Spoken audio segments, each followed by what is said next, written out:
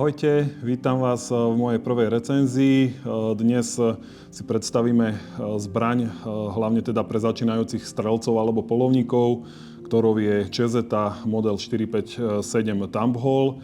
Je to verzia so 16-palcovou hlavňou, to znamená, že hlaveň má dĺžku nejakých 41 cm a celková dĺžka tejto zbrane je necelých 89 cm.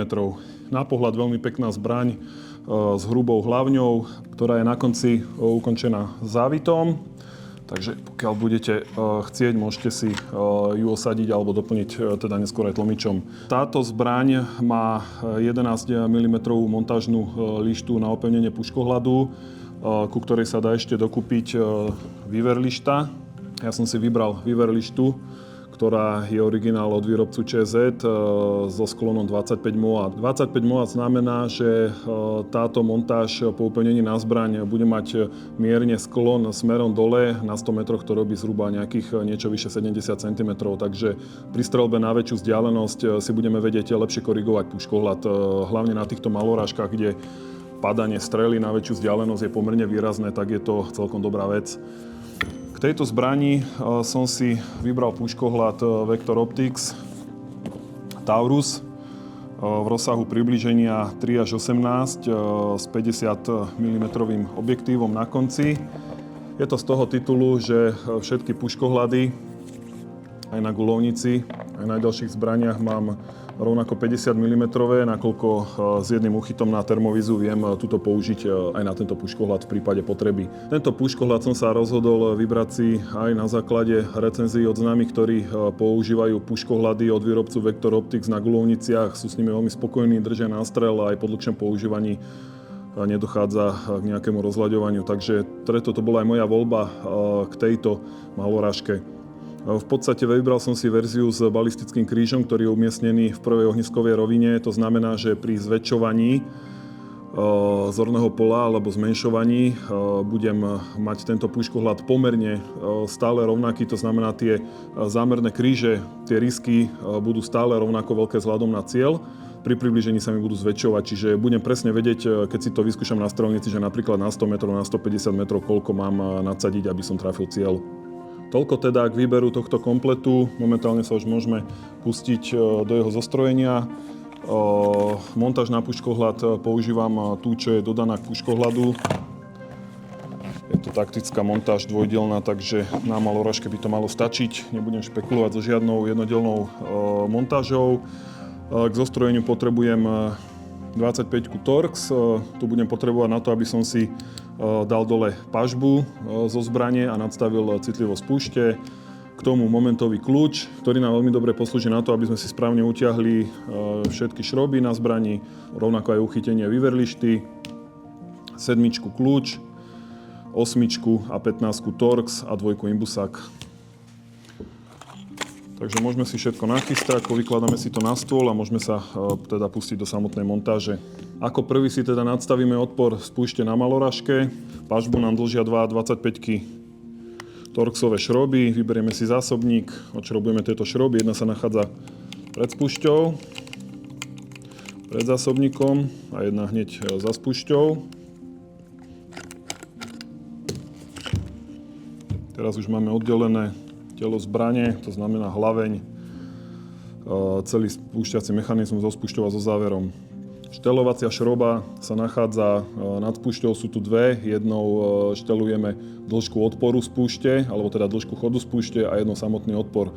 Výrobca udáva v manuále, že odpor spúšte sa dá štelovať v rozsahu 8 až 15 N a od výroby je nadstavený na 11 až 14 N, takže máme čo zjemňovať.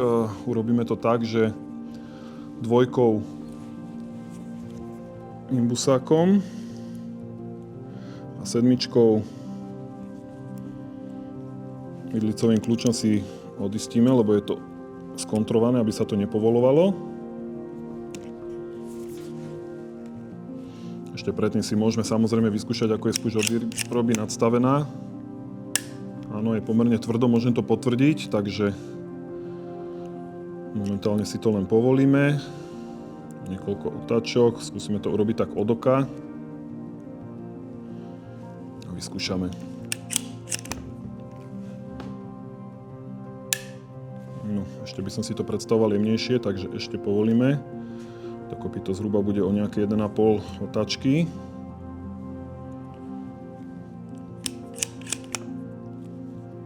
Dobre, teraz je už spúšť nastavená jemne, to znamená teraz opačný postup. Zaistíme si povolovaciu šrobu a sedmičkou vidlicovým kľúčom si toto dotiahneme do kontry, aby sa to nepovolovalo. Dobre. Ešte si to môžeme pre istotu raz vyskúšať. Dobre. Spúšť máme teda nadstavenú, vyskúšanú. Momentálne je dostatočne jemná, takže môžeme si to skompletovať. Na pašpe si treba dať pozor. Nachádza sa tu taká poistka, ktorá slúži na správne osadenie celé hlavne do pašby. Takže si priložíme, osadíme do poistky, prichytíme a momentálne sú iba upevníme obidva šroby, ktoré držia hlaveň s pažbou v kope. Dotiahneme jemne prvý, v podstate už môžeme na doraz druhý. Teraz si ešte prvý dotiahneme. Samozrejme na doraz myslené obrazné. Treba to robiť s citom, aby sme nestrhli na tom závit. Teraz už máme zbraň v stave, kedy si môžeme namontovať doplnkovú vyverlištu. Keďže je to originál od tohto istého výrobcu, tak túto stačí len nasunúť a máme tu pripravené 4 otvory, ktorými ju vlastne zaistíme o zbraň. Výrobca to doporučuje, tu je napísané uťahovať silou 1 Nm. Toto je najlepšie previesť momentovým kľúčom, alebo teda momentovým šrobovákom, aby sme nestrhli závit. Tak. Musíme dať pozor, aby sme trafili tou šrobou do predvrtaného závitu, ktorý je v zbrani. Jemne dotiahneme. Ešte môžeme s tým keď tak pohýbať, či nám to dobre sadlo. Je to v poriadku.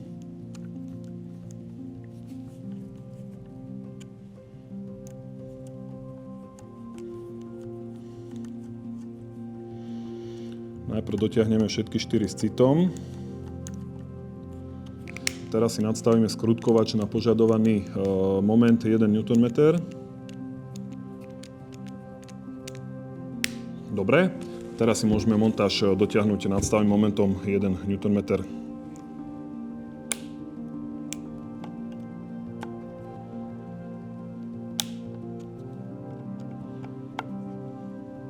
Tak, momentálne už máme teda zbraň doplnenú o vyverlištu a nachystanú na montáž puškohľadu.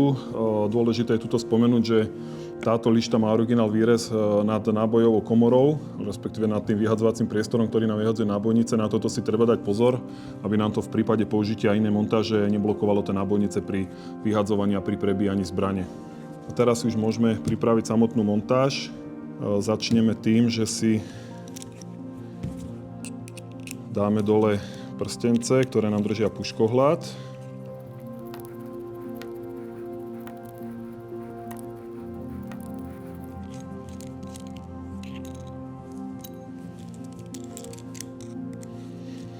Každý z nich má 6 šrobov, takže chvíľku to trvá. Rovnaký postup bude chvíľu trvať aj keď to už budeme upevňovať zbrani s puškohľadom.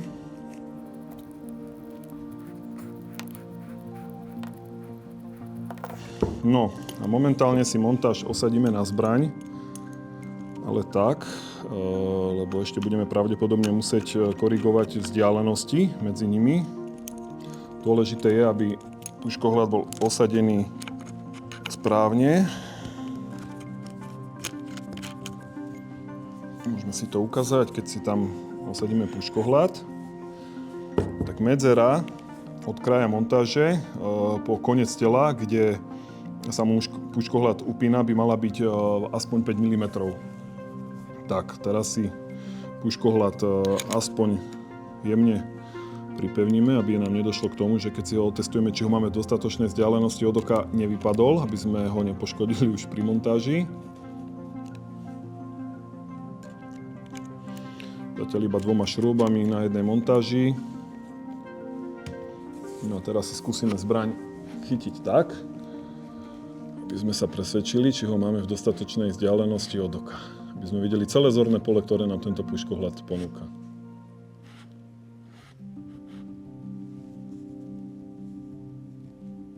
Dobre, ja si osobne myslím, že je to trafené celkom dobre. Takže môžeme pristúpiť k montáži puškohľadu.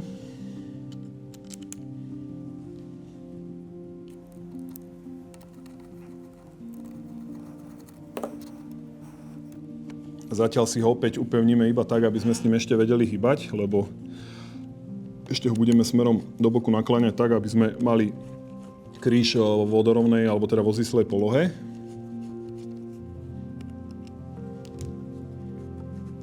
Dobre, ešte zadnú časť montáže si jemne pritiahneme.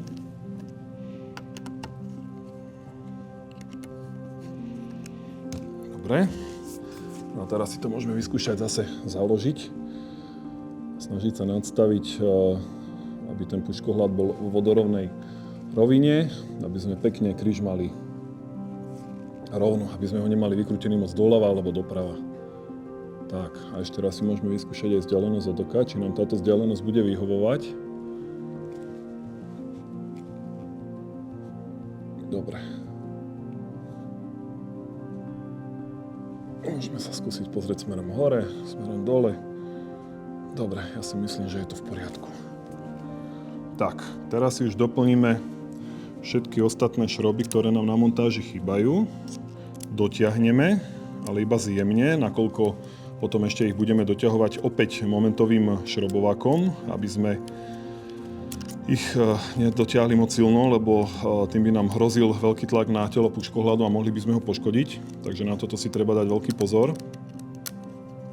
Dôležité je už pri tom prvotnom dotiahnutí, aby sme mali aj medzery na objímkach z každej strany rovnaké, aby vlastne bolo rovnomerne tlačené na to telo puškohľadu, aby sme ho mali správne zatiahnutý.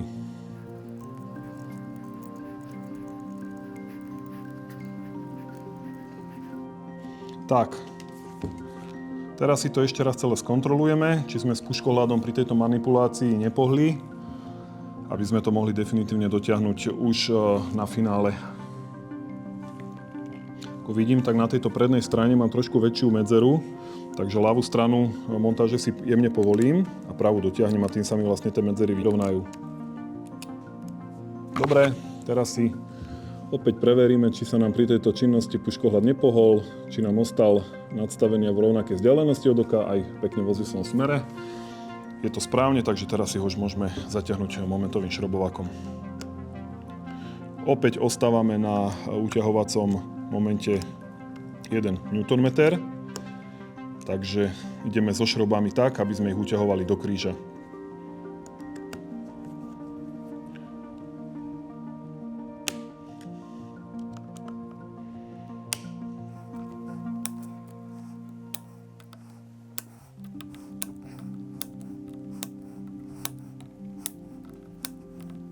Hotovo, teraz už máme puškohľad upevnený na malorážke. Ešte vám môžem ukázať, prečo používam vyslovene puškohľady s priemerom objektívu 50 mm. Pri love používam termovíznu predsadku, na ktorej mám úchyt na 50 mm puškohľady. V prípade, že ju chcem používať pri love na viacerých zbraniach, jediné, čo sa tam mení, je taká gumička, ktorá nám robí tú redukciu už presne na telo puškohľadu, aké je potrebné. No a túto predsadku viem po založení objektívu pozorovať ako pozorovaciu, čiže si ju zapnem, pozorujem, čo sa deje. Keď sa rozhodnem, že idem strieľať, jednoduchým pootočením tento objektív viem dať rýchlo dole a puškohľad si doslova za sekundu nasadiť na zbraň a strieľať s termovíziou. Takže veľmi praktická vec a nemusíte riešiť viacero termovízií, stačí vám jedna predsadka a môžete ju používať pri love. Toľko teda táto krátka recenzia na túto malorážku. Je to veľmi pekný dizajnerský kúsok, musíte uznať. Už teraz som veľmi zvedavý, ako bude si počínať na strelnici. Budeme testovať rôzne strelivo, budeme strieľať na viaceré vzdialenosti. Tak pokiaľ vás toto video zaujalo a budete chcieť sledovať všetky moje recenzie, všetky moje videá z lovu, tak neváhajte sa prihlásiť na odber. Zatiaľ, dovidenia.